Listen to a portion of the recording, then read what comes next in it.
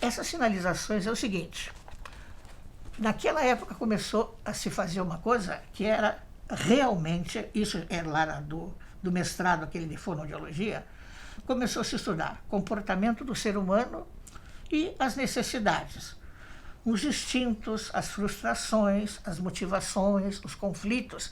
Essas palavras a gente via nos romances antes, só que aí começaram a aparecer no dia a dia, no contexto da vida da gente, não só na aula, não só na faculdade, mas em todos os lugares.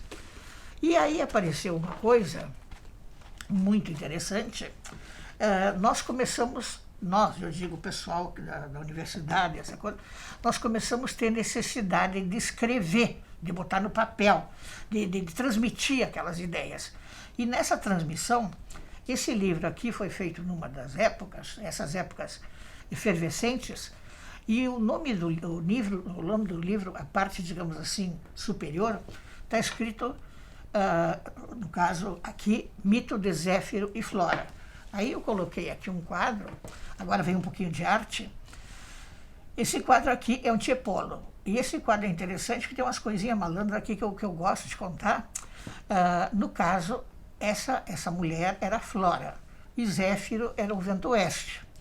O vento oeste era furioso, violento, ou seja, daqueles amantes que seriam bastante animados.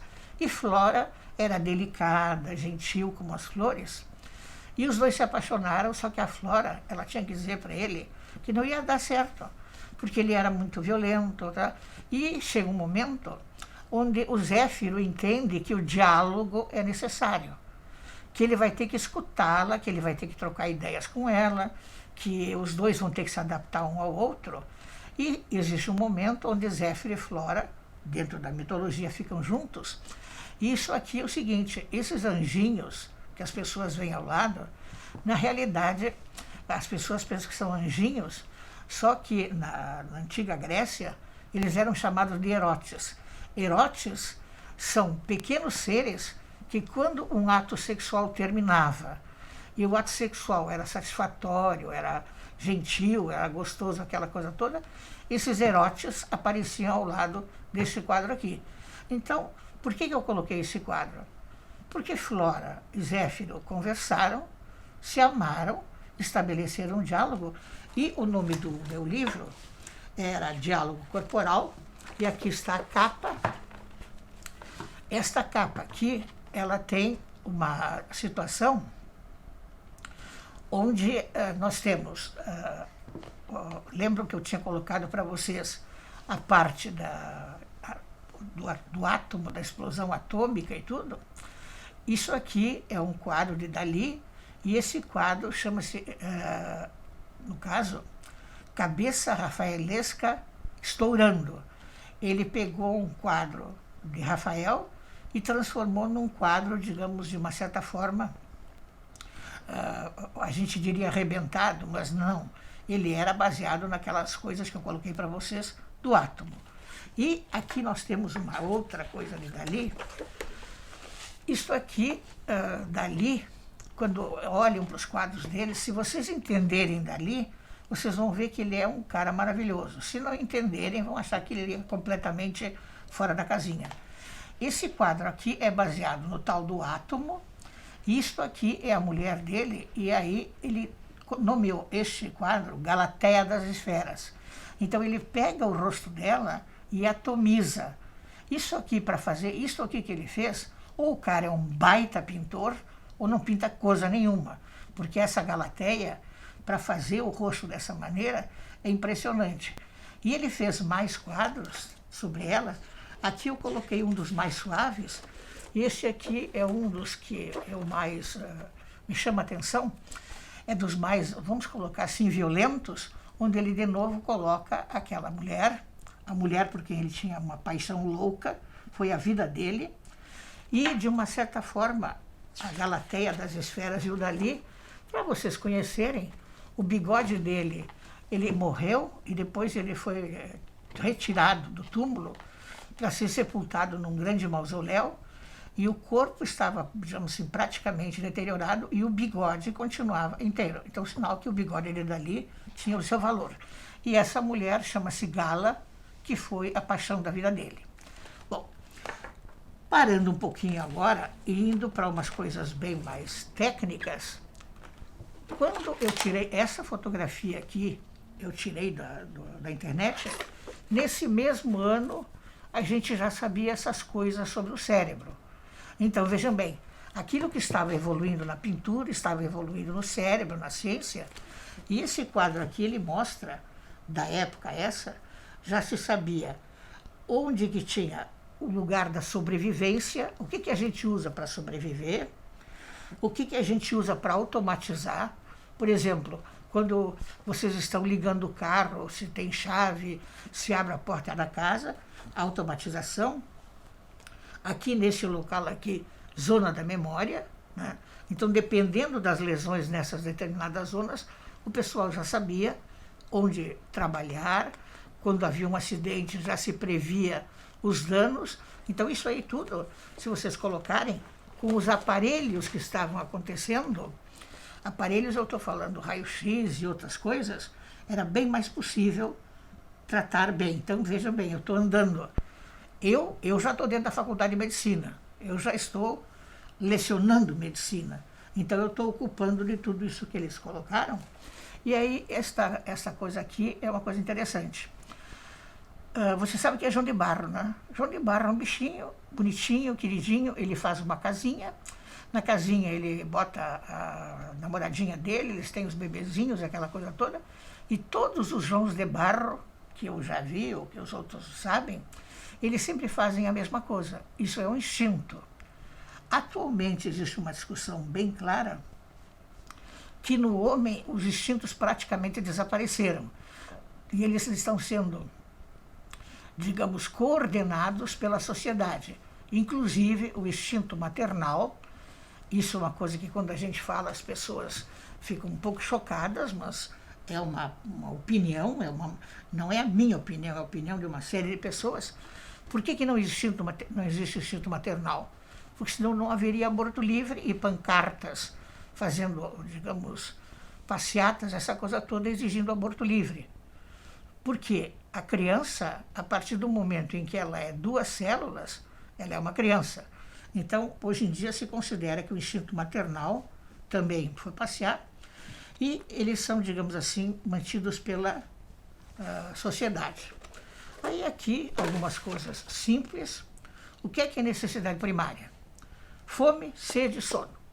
Se eu tiver essas 3, bom, já estou virado em gente, né? Bom, aí, com essas aí, e mais algumas novas que nós ganhamos, linguagem, inteligência e tal, nós fomos nos adaptando e querendo um pouco mais.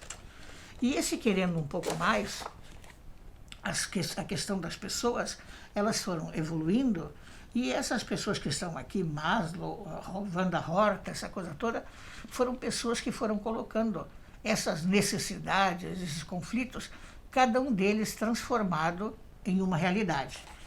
E aí nós temos esse negocinho aqui, esse negocinho vamos chamar, digamos assim, de pirâmide, né? Isso nos cursos de sociologia, cursos em geral, são colocadas necessidades humanas básicas. Aí, se eu for ler aqui para vocês, as básicas, comer, dormir, aquela coisa toda, depois a segurança, a sociedade, a autoestima, a autorrealização, tudo isso são necessidades, hoje em dia reconhecidas como importantíssimas. Só que aí eu tenho um colaborador, ele trabalha comigo e me ajuda a fazer as lâminas, e ele colocou para mim o seguinte, que quando as pessoas chegam aqui no consultório, o grande problema não é comer aquelas básicas. Primeiro eles querem saber se tem bateria, para carregar a bateria, se tem Wi-Fi, e depois as outras coisas é que importam. Então as necessidades humanas básicas, elas estão mudando. Ou seja, o comer e aquela coisa toda, às vezes a gente deixa de comer para talvez procurar a bateria no caso.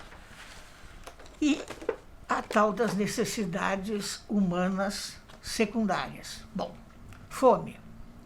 Um pedaço de mortadela e um pão, tá bom. Gourmet. O gourmet, ele vai querer aquele creme de cassis, não sei o quê, com camarão, lá não sei quantas e tal. Então, desse tamanho assim, vai ser uma comida altamente elitiva e nós temos o gourmet. O gourmand é aquela lasca de picanha, mais uma saladona de maionese e mais uma cervejona, e aí nós temos o gourmet. A bulimia, eu atendi uma moça uns anos atrás, e os pais estavam na praia e ela não quis ficar na praia porque ela estava muito gordinha e resolveu vir para casa. Chegou em casa, não tinha nada para comer. E ela sofria desse problema. Aí ela revirou a casa toda e a única coisa que ela achou foi uma lata de leite condensado, aquele leitinho que vinha, o adoçante aquele, e um pacote grande de comidinha para cachorro bebê, para cachorrinho pequenininho. Ela pegou o leite condensado, abriu, misturou com água quente, largou em cima da comida de bebê e comeu um prataraço desse tamanho de comida de bebê. Por quê? Porque ela iria comer qualquer coisa. A bulimia é uma doença. A pessoa só pensa em comer e se pensa em comer, não interessa o que ela vai comer. E a outra coisa aqui que eu coloquei é a antropofagia. Vocês sabem daquela situação nos Andes que alguns rapazes, eles sofreram um acidente e acabaram, digamos, de uma certa forma, tendo que comer os restos dos colegas e amigos dele. Então, isto aqui são necessidades secundárias. Aí, aqui tem uma necessidade secundária, que também é feita a compulsão, e esta aqui é assim, ó. A necessidade, às vezes o pessoal confunde compulsão, isso aqui, a mais falada delas é a pulsão sexual. A sociedade, ela inibe ou estimula essa pulsão sexual, conforme a época. Ou então, ela deforma essa pulsão. O que é a pedofilia? A pedofilia é a loucura, é a maluquice da pulsão sexual.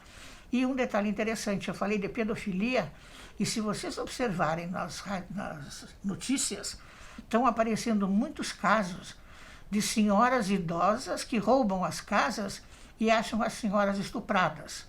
Isso é gerontofilia. É que, à medida que a pornografia vai ficando exaurida, se acha outra coisa deformada. Então, se a criança agora é a coisa sexual, o velho também pode se transformar numa situação dessas.